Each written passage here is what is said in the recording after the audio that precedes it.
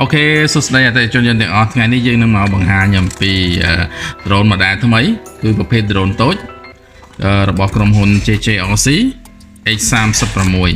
ចាំនិយាយទៅមើលនៅក្នុងប្រអប់របស់យើងហ្នឹងថាមានស្អីខ្លះអូខេយើងបើកប្រអប់មកនេះមកហើយ drone យើង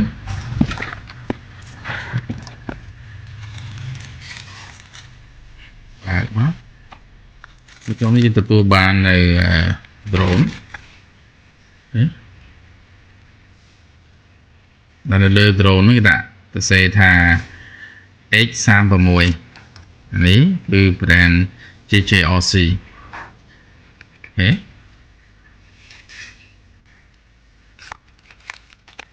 នេះយើងទទួលបាននៅ tele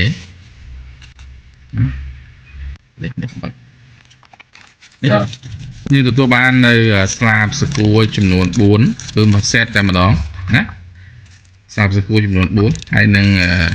ដុំសាក់ថ្មផងវា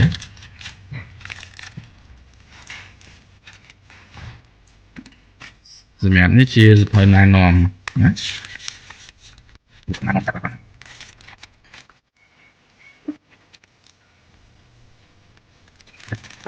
អូខេឥឡូវយើងមកដឹងពីមុខងារនៅលើ tele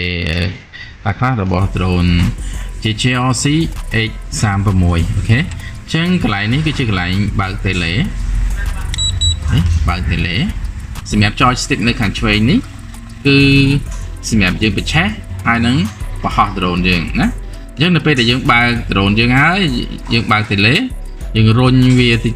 ម្ដងអញ្ចឹងទៅ drone យើងឡើងទៅម្ដងតិចណាអ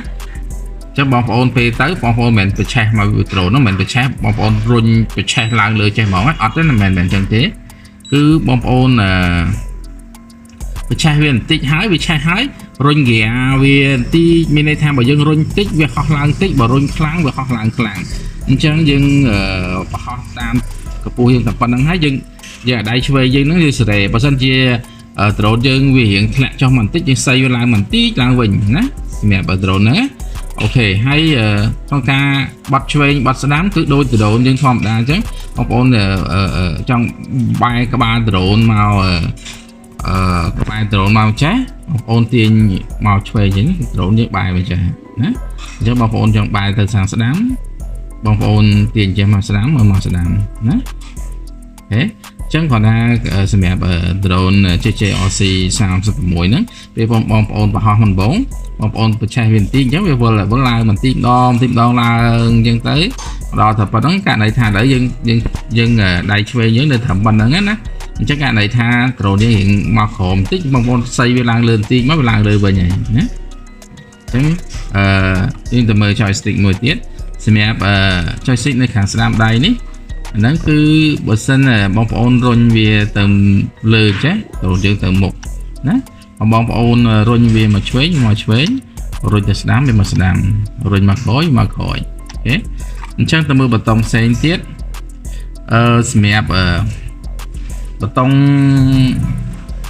2នេះណាប៊ូតុង2នេះបងប្អូនមើលឃើញវាដាក់សញ្ញាព្រួយឡើងលើសញ្ញាព្រួយចុះក្រោមនេះសញ្ញាព្រួយទៅស្ដាំសញ្ញាព្រួយមកឆ្វេងអញ្ចឹងសម្រាប់